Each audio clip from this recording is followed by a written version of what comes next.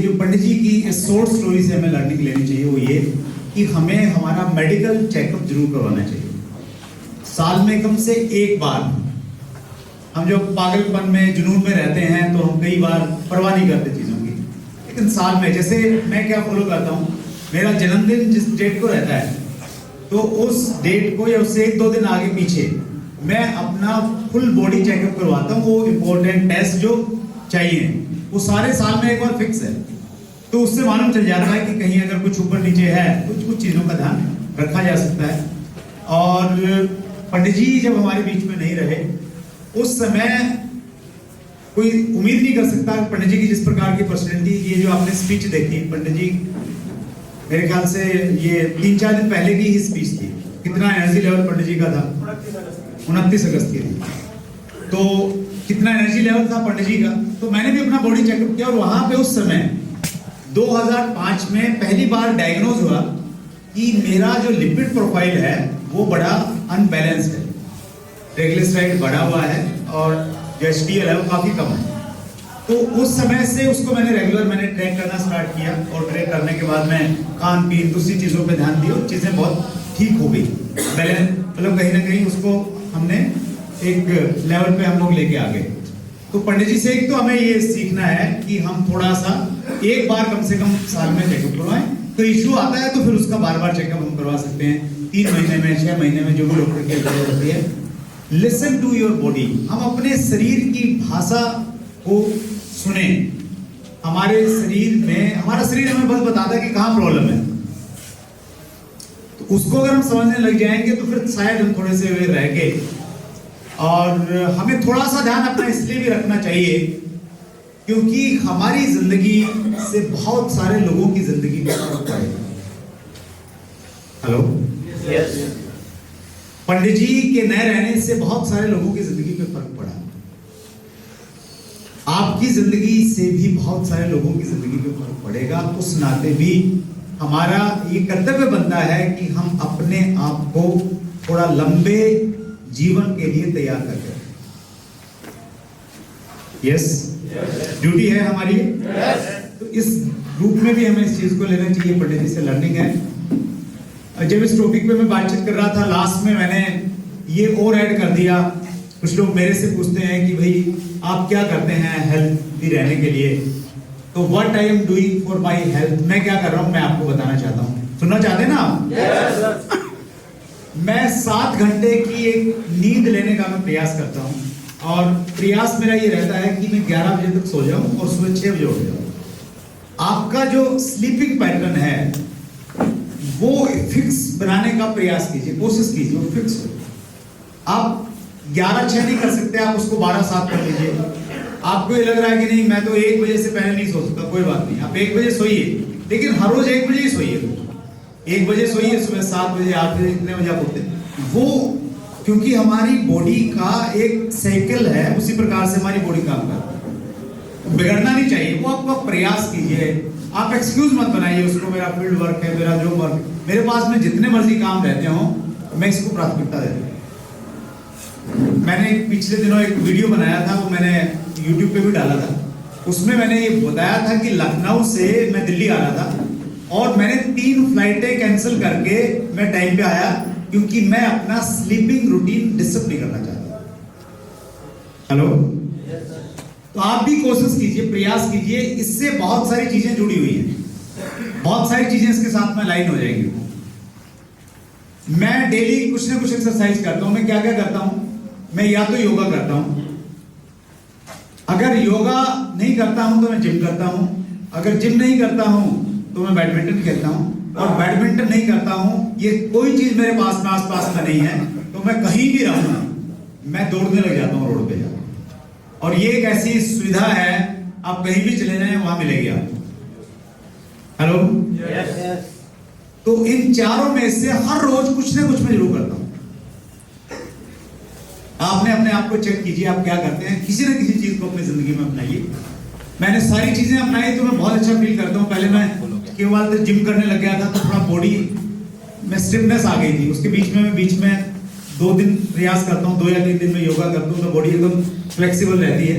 Badminton में एक company मिल जाती है, एक थोड़ा एंटरटेनमेंट वाला टाइप है, तो वो बीच में मैं उसको ऐड ऑन करके रखता हूँ। तो ये मेरा अपना स्टाइल है।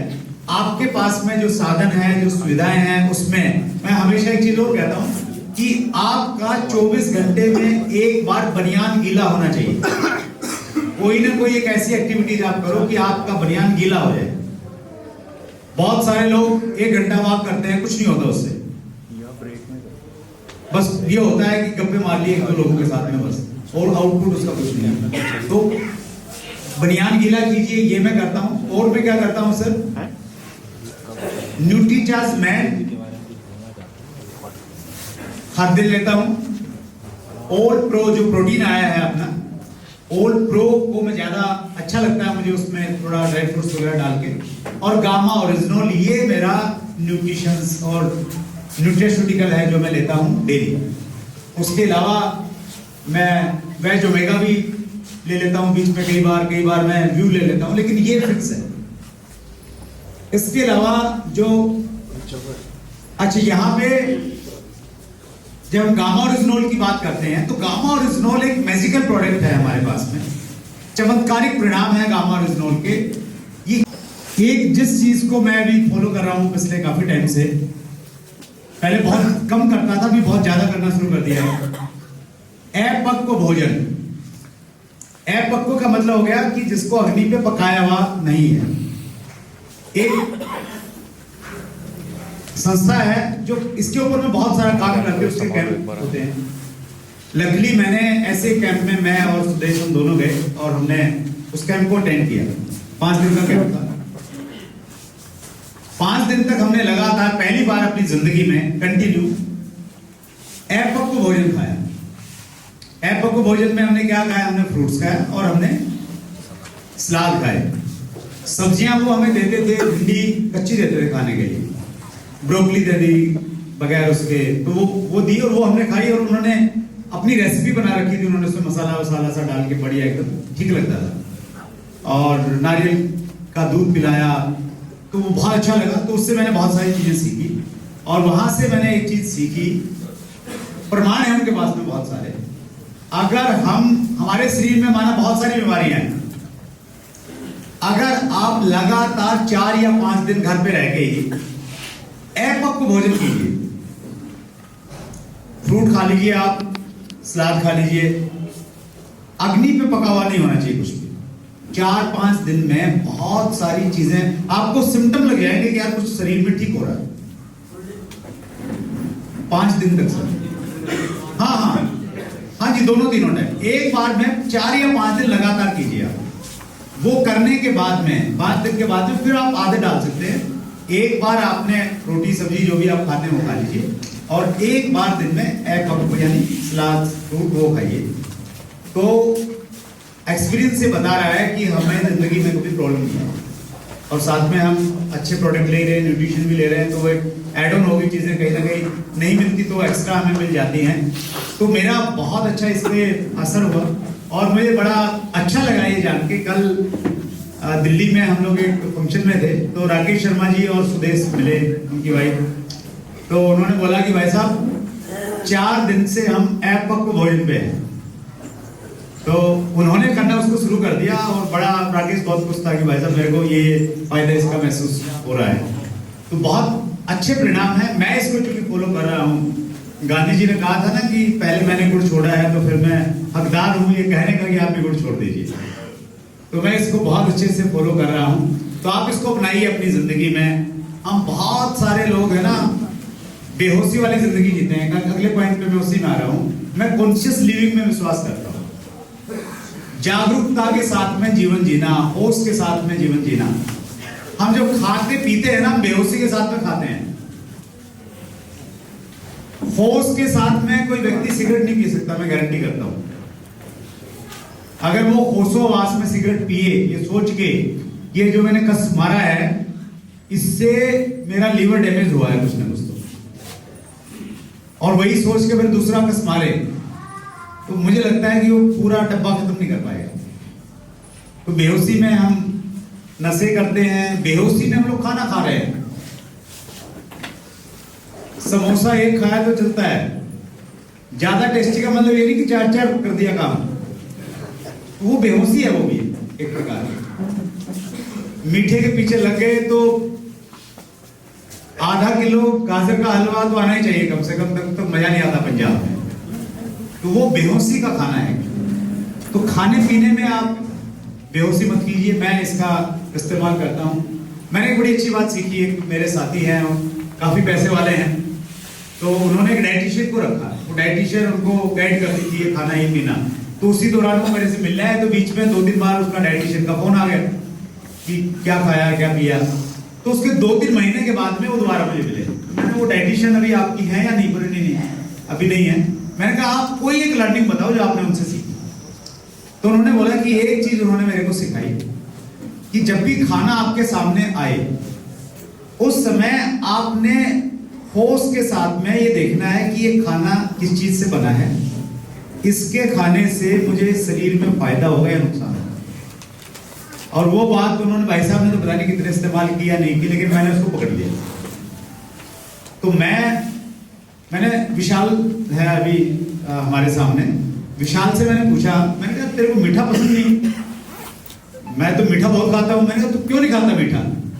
तो विशाल ने बड़ा अच्छा जवाब दिया। बोला कि जब भी मैं मीठा देखता हूं तो मैं सोचता हूं किस चीज का बना है, तो मुझे लगता है इसमें ये चीनी का बना हुआ है और इसमें तेल इस्तेमाल हुआ है, घी इस्तेमाल हुआ है, वो मेरे को पसंद नहीं, तो इसलिए नहीं खाता। लेकिन हम लोग बेहोशी में खाए चले जाते हैं। तो खान पान के टाइम पे आप होश के साथ में खाइए आप। लेकिन इस टॉपिक में बड़े अजीब से समय ले रहा हूं आपसे।